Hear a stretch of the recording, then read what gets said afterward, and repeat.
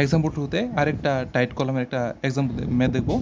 এখানে বলছে কোশ্চেনের মধ্যে ডিজাইনে স্কোয়ার টাইট কলাম ডিজাইন করতে বলছে। টু ক্যারি ডেড লুট দিয়ে দিছে, তো লাইভ লুট দিয়ে দিছে 190 ইউজ রোজি, পার্সেন্টেজ অফ স্টিল দিয়ে দিছে 0.03, স্ট্রেংথ দিয়ে দিছে কনক্রিটের FC-4 আর FY দিয়ে দিছে 60 KSI। এবং টাইট কলামটা আমরা এখান থেকে ডিজাইন করতে বলছে। তাহলে আগের মতো করি যে ফ্যাক্টর এক্স লোড যেটা আছে সেটাকে বের করবো। Ultimate load P is equal two 1.2 into dead load plus 1.6 into live load. এখানে ডেড লোড ছিল 320 গুণ করলাম, লাইভ লোড ছিল 190 এখানে গুণ করলে 688। আমরা এখানে আলটিমেট যা বা ফ্যাক্টর যে এক্সিয়াল লোড আছে সেটা আমরা এখান থেকে পেয়ে গেলাম। তারপরে আমাদের কাজ হলো কলামের যে ডাইমেনশন আছে সেটা এখান থেকে বের করা। এখানে আমরা P ইজ ইকুয়াল টু এই ফর্মুলাটা আমরা এখানে লিখলাম, যেটা আগের ম্যাথের মধ্যে আমি এখানে দেখাইছিলাম, সেম প্রসেস। এখানে P ইজ ইকুয়াল টু যে ভ্যালুটা পাইছি এই ভ্যালুটা আমরা এখানে বসাই দিলাম এই জায়গার মধ্যে। তারপরে এখানে যে ফায়ার যে ভ্যালুটা আছে, যেহেতু এখানে আমি এখানে টাইট কলাম ইউজ করছি, টাইট কলামের যে ভ্যালুটা আছে 0.65 ফায়ার ভ্যালু। আর যদি এখানে আমি স্পাইরাল কলাম ইউজ করতাম তাহলে 0.65 জায়গায় 0.75 এখানে ইউজ করতাম। তারপর আর রিডাকশন যে ফ্যাক্টর আছে, এখানে যেহেতু আমি টাইট কলাম ইউজ করছি 0.80, স্পাইরাল হলে এই ভ্যালুটা হতো 0.85। তারপর 0.85 ইন্টু FC-এর ভ্যালুটা আমরা KSI ইউজ করবো, মানে 4 এখানে দিয়ে দিছে 4। তারপর AG মাইনাস ASTর যে ভ্যালুটা আছে, আমার যেহেতু দুইটা আননোন ছিল, আমি ASTকে AGতে আমি কনভার্ট করে নিছি। কীভাবে নিছি? রোজি is equal to AST by AG। এখানে এই রোজির যে ভ্যালুটা আছে, রোজির ভ্যালুটা কত দিছে? 0.03 দিয়ে দিছে।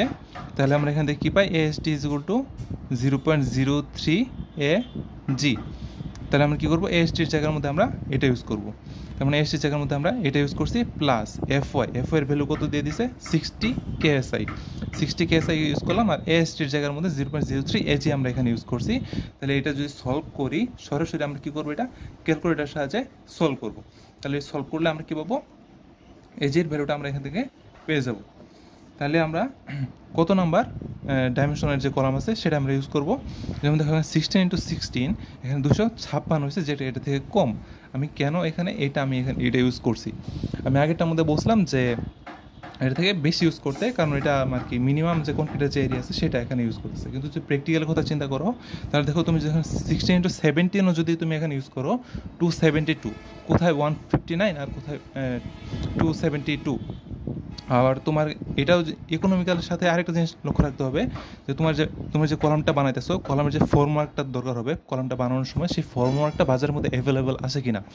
যেমন ধরো তুমি এমন একটা ইউনিক স্টাইলের কলাম তুমি এখানে ইউজ করলা যেটা ফর্মওয়ার্ক বাজারের মধ্যে অ্যাভেলেবেল নাই, ওই ক্ষেত্রে কী করা লাগবে? শুধুমাত্র তোমার ওই কলামটা বানানোর জন্য, তোমার বিল্ডিংয়ের কলামটা বানানোর জন্য তোমার এক্সট্রা করে ফর্মওয়ার্ক নিজে থেকে তৈরি করা লাগবে, যার জন্য কস্ট তোমার বেশি হবে, মোটেও সেটা ইকোনমিক্যাল না। এই ক্ষেত্রে তোমার কলাম ডিজাইনের ক্ষেত্রে অবশ্যই বাজারে যে অ্যাভেলেবল যে ফর্মওয়ার্কটা আছে সেই ফর্মওয়ার্ক হিসেবে তোমার কলামটা এখানে ডিজাইন করতে হবে, ঠিক আছে? এক্ষেত্রে দেখো 16 টু 16 256, মানে এটা খুবই ক্লোজ এটা, এই জন্য আমি এটা এখানে ইউজ করছি। তুমি যদি 17 এখানে ইউজ করো সেটা অনেক বেশি হয়ে যাবে, সেটা মোটেও ইকোনমিক্যাল হবে না। তাই কলাম এটা হিসাব করে ওইটা হিসেবে স্ট্যান্ডটা আমার আসলে ক্যালকুলেট করতে হবে। তারপরে দেখো সিলেক্ট দ্য লঙ্গিটিউডিনাল স্টিল, এটার মধ্যেও ওই যে পিও যে আছে, আমি এখানে এজির মান পেয়ে গেছি। এজির মান কোনটা ইউজ করবো? আমরা 16 ইন্টু 16 256টা আমি পরবর্তী ক্যালকুলেশন ইউজ করবো, এটা আর এখন থেকে ইউজ করবো না, মানে এজির মান এখন থেকে 256। তাহলে পরবর্তীতে এসটির মান যখন বের করবো এই ভ্যালুটা আমি এখানে বসাই দিব। এসটির মান কী করবো? আমরা সরাসরি আবার এই ফর্মুলাতেই বসাবো, কখনো আমরা এই ফর্মুলায় বসায় এসটির ভ্যালুটা আমরা এখান থেকে বের করবো না।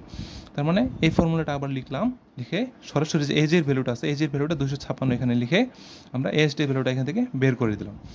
এসটির ভ্যালুটা বের করার পরে এটা মানে হলো স্টিলের যে এরিয়া আছে সেটা আমরা এখানে বের করলাম এসটি। এখন এটা থেকে আমাদের বের করতে হবে কত নাম্বার লঙ্গিটিউডিনাল বা ভার্টিক্যাল যে বারগুলো আছে এটা আমরা ইউজ করবো কলামের মধ্যে, আর কয়টা ইউজ করবো। এটা বের করার জন্য প্রথম কী করব? আমি কত নাম্বার বার আমরা ইউজ করব সেটা দিয়ে ওই বারের এরিয়া দিয়া এটা এএসটিকে ভাগ করব, তাহলে আমরা নাম্বারটা এখান থেকে পেয়ে যাব। যেমন ধরো আমি যদি এখানে 9 নাম্বার বারটা আমরা এখানে ইউজ করি, সেক্ষেত্রে এটা এরিয়া হলো 1 বা 0.99, দুইটা ইউজ করা হয়। ধরলাম 1 ধরে নিলাম, 1 দিয়ে আমি এটাকে ভাগ করলাম, ওইটাকে ভাগ করলে 8টার মতো বার এখান থেকে পাওয়া যাচ্ছে। তার মানে আমরা যদি এখানে 9 নাম্বার বারটা আমরা লঙ্গিচুডিনাল বার হিসেবে ইউজ করি, সেটা আমার 8টা ইউজ করতে হবে। তোমরা অন্যগুলো এখানে ট্রাই করে দেখতে পারো যে কোনটা বেশি ইকোনমিক্যাল হয়।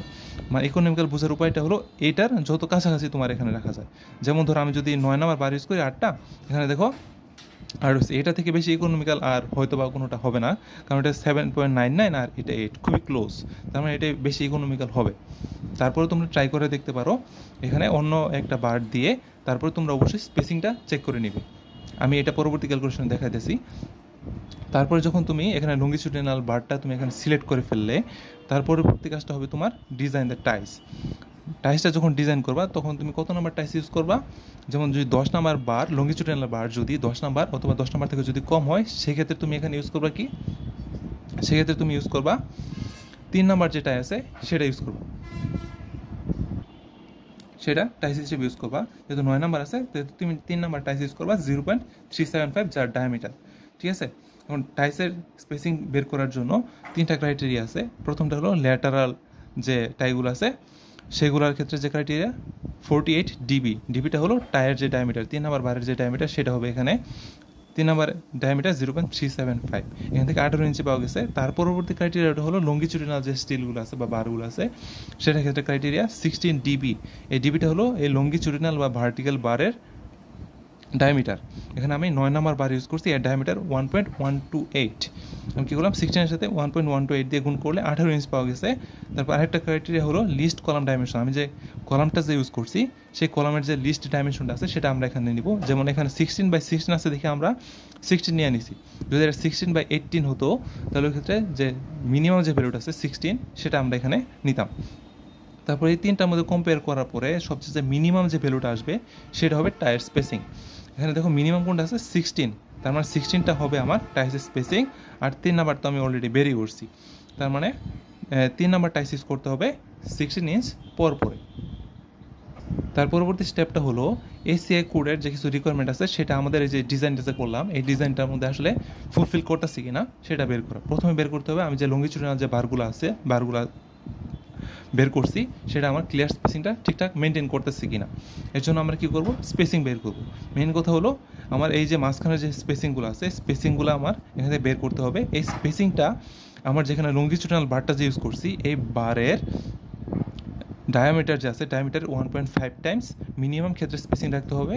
আর সর্বোচ্চ এই স্পেসিংটা রাখা যাবে এই জায়গা থেকে শুরু করে এই জায়গা পর্যন্ত, মানে এই স্টিলের বাইরের সাইড থেকে এই স্টিলের বাইরের সাইড পর্যন্ত হবে 6 ইঞ্চ সর্বোচ্চ পরিমাণ স্পেসিং রাখা যাবে। আমাদের এই জিনিসটাই আমার চেক করে দেখতে হবে। তাহলে চলো বের করি।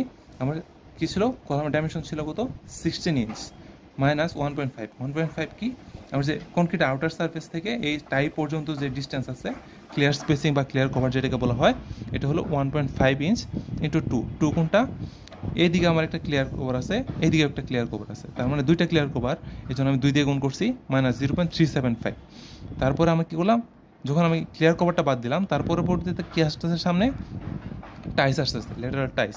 এইদিকে একটা টাই আসতেছে এইদিকে একটা টাই আসতেছে। টাই কত নাম্বার ইউজ করছিলাম আমরা 3 নাম্বার, যার ডায়ামিটার 0.375, ডায়ামিটার 0.375 ইন্টু 2 মানে দুইটা টাই আছে এখানে। তার পরবর্তী কাজটা কী হবে, আমি যদি এখান থেকে ক্লিয়ার কভার বাদ দিলাম টাইস বাদ দিলাম, তার মানে মাঝখানে আর কী থাকতেছে, মাঝখানে শুধুমাত্র এই 3টা স্টিল থাকতেছে এক সাইডের মধ্যে, এই দিকেও আছে এই দিকেও আছে। এই সবগুলো ক্যালকুলেশন করা লাগবে না, কারণ সব দিকে আমার কী ডাইমেনশন কলামের ডাইমেনশন আমার সেম আছে। যদি সব দিকে আমার কলামের ডাইমেনশন সেম না থাকতো, যেমন এখানে 16 আছে এদিকে যদি 18 থাকতো তাহলে আমার 16-এর জন্য আলাদা করে স্পেসিং বের করা লাগতো, 18-এর জন্য আলাদা করে স্পেসিং বের করা লাগতো। ঠিক আছে, যেহেতু আমার সেম আছে তাই এই ক্ষেত্রে একবার বের করলে আমার হয়ে যাবে সব। পরে দেখো এখানে শুধুমাত্র স্পেসিংটা বের করার জন্য এই স্টিলগুলো যদি আমি এখান থেকে বাদ দিয়ে দিই তাহলে মাঝখানে ফাঁকা জায়গাটুকু আমরা এখান থেকে পেয়ে যাবো। স্টিল আমি কত নাম্বার ইউজ করছি, 9 নাম্বার স্টিল ইউজ করছি, যেটার এরিয়া হলো ডায়ামিটার হলো 1.128। ঠিক আছে, 1.128 আমরা এখানে ইউজ করছি। তারপরে এখানে কয়টা ইউজ করছি, 1 2 3টা ইউজ করছি, এই জন্য আমি এখানে 3 ইউজ করছি বাই 2টা কি আমার যে স্টিলগুলো ইউজ করছি স্টিলগুলোর মাঝখানে ফাঁকার জায়গা কয়টা আছে, একটা দুইটা ফাঁকা জায়গা আছে, এই জন্য আমি কী করছি এখানে 2 দিয়ে ভাগ করছি। যদি উপরে 4টা স্টিল তোমাদের আসে কোনো ক্যালকুলেশনে ওই ক্ষেত্রে তোমরা এখানে কী করবা 3টা দিয়ে ভাগ করবা, কারণ 4টা স্টিলের মধ্যে 3টা ফাঁকা জায়গা থাকবে। ঠিক আছে, ক্যালকুলেশন করার পরে দেখো 4.433 আসতেছে, যেটা আমার 6 ইঞ্চি থেকে কম, তার মানে এটা আমার রিকোয়ারমেন্ট ফুলফিল করছে। ওকে, তারপর স্টিলের পার্সেন্টেজ দেখতে হবে। স্টিলের পার্সেন্টেজটা মেনলি 0.01 থেকে 0.08 মধ্যে থাকে। এটার ফর্মুলাটা কি, একটু আগে দেখালাম, রোজ is equal to AST by AG। AST value আমরা বের করছি 8, আর AGর ভ্যালু 256, ভাগ করলে 0.031, যেটা এই দুইটা রেঞ্জের মাঝখানে আছে। ঠিক আছে, এটাও ফাইন। তারপর নাম্বার অফ বার আমরা 9 নাম্বার বার 8টা ইউজ করছি। এক্ষেত্রে বারের যে আর কি সংখ্যার যে একটা ক্রাইটেরিয়া আছে, সেটা হলো যদি স্পাইরাল ইউজ করো, স্পাইরালের ক্ষেত্রে মেনলি আর কি 6টা বার ইউজ করতে হবে মিনিমাম ক্ষেত্রে। তুমি যদি এখানে রেক্টেঙ্গুলার ইউজ করো সেক্ষেত্রে তোমার 4টা বার মিনিমাম ক্ষেত্রে ইউজ করতেই হবে। আর তুমি যদি ট্রায়াঙ্গুলার ইউজ করো সেক্ষেত্রে মিনিমাম ক্ষেত্রে 3টা বার তোমার এখানে ইউজ করতেই হবে। যদি এখানে টাইট ইউজ করছি, মিনিমাম ক্ষেত্রে 4টা ইউজ করার দরকার ছিল, আমরা 8টা ইউজ করছি, তার মানে এটা আমার ক্রাইটেরিয়া ফুলফিল করছে। ওকে, তারপরে মিনিমাম টাই সাইজ আমরা 3 নাম্বার ইউজ করছি 9 নাম্বার বারের জন্য, মানে 10 থেকে কম ছিল আমাদের বারটা, লঙ্গিটিউডিনাল বার, এই জন্য আমরা 3 নাম্বার টাইস ইউজ করছি। বেশি হলে আমরা 4 ইউজ করতাম, তার মানে এটাও ক্রাইটেরিয়া ফুলফিল করতেছে। ওকে, আর স্পেসিংটাও আমাদের 6 ইঞ্চি থেকে কম আছে টাইসের স্পেসিং অফ টাইস, মানে আমাদের যে টাইসের স্পেসিং ছিল 16 ইঞ্চ, সেটা 18 ইঞ্চি থেকে কম, মানে 18 ইঞ্চির দিকে বেশি আসলে দেওয়া ঠিক না টাইসের স্পেসিং, যেটা আমরা 18 ইঞ্চি থেকে কম আছে 16 ইঞ্চ বের করছি আমরা একটু আগে। তার মানে আমার যে স্পেসিং আছে টাইসের, সেটা আমার এখানে ফুলফিল করতেছে। যখন তোমার সব কিছু ACI কোড মতো রিকোয়ারমেন্টটা ফুলফিল করতেছে, তার পরবর্তী কাজটা হবে তোমার এখানে ড্রয়িংটা আসলে এখানে কমপ্লিট করা। যেহেতু আমাদের এখানে টোটাল 8টা বার আসছে, 8টা বার আমরা 4 দিকে ছড়াই দিতে পারি, উপরে 3টা দিলাম, নিচে 3টা, আর মাঝখানে 2টা করে দিলাম। এখন বলতে পারো যে আমি মাঝখানে এগুলো কী কারণে দিলাম, তুমি যখন আর কি এগুলো দেওয়ার কারণ হলো আমার যে বারগুলো আছে বা স্টিলগুলো যে আছে, স্টিলগুলোকে আসলে ধরে রাখা। তুমি যখন ঢালাইটা দিবা, তুমি যদি বাইরের দিকে শুধুমাত্র একটা টাইস ইউজ করো, সেটা শুধুমাত্র এই বাইরের দিকে যে এগুলো আছে সেগুলোকে ঠিকমতো ধরে রাখবে। তারপর তুমি বলতে পারো যে এই সবগুলো তো আউটার সার্ফেসের দিকে আছে, আমার একটা বার দিলেই তো চলতেছে, একটা টাইস দিলেই তো চলতেছে, তাহলে মাঝখানে কেন দিলাম? কথা হলো তুমি এই যে এগুলো যে আছে, এগুলো তো কর্নারে আছে, ঠিক আছে, এগুলো কর্নারে আছে, কিন্তু তুমি এগুলোকে তুমি কীভাবে ধরে রাখবে? এগুলো তো মাঝখানে আছে, ঠিক আছে। তুমি যখন ঢালাইটা দিবা তখন দেখা যেতে পারে এটা একটু বাঁকা হয়ে যেতে পারে। তুমি যদি বাঁকা হয়ে যায়, তুমি পরবর্তীতে তুমি যখন আবার একটু বিম উপরে বসানোর ট্রাই করবা, তাহলে তখন দেখবা একটা বিম একটা বারের ভিতর দিয়ে ঠিকমতো ঢুকতেছে না, দেখবা একটা বাইরে চলে যেতেছে, একটা অন্যদিকে চলে যেতেছে। এটা যদি স্ট্রেট সোজা থাকে, তাহলে তোমার যে ভীমের যে বারগুলো আছে, বারগুলো সঠিকভাবে এটার ভিতর দিয়ে ঢুকবে। এই জন্য কী করা লাগবে, তুমি যদি এখানে একটা টাইস দিয়ে, আলাদা একটা টাইস দিয়ে তুমি যদি এটাকে আটকায় রাখো, তুমি যদি এটাকে বাঁকা হইতে না দাও, তাহলে এটা সোজা দাঁড়ায় থাকবে। তাহলে পরবর্তীতে তুমি যখন বিম কনস্ট্রাকশন করবা, বিম কনস্ট্রাকশনে কাজ করবা, তখন এই যে বারের যে প্লেসমেন্ট আছে, সেই প্লেসমেন্টের মধ্যে আসলে কোনো ধরনের সমস্যা হবে না। তাই মেনলি আর কি এটা পজিশনের মধ্যে ঠিকঠাক ধরে রাখার জন্য তোমার এখানে আলাদা করে এখানে টাইস ইউজ করতে হবে। Thank you.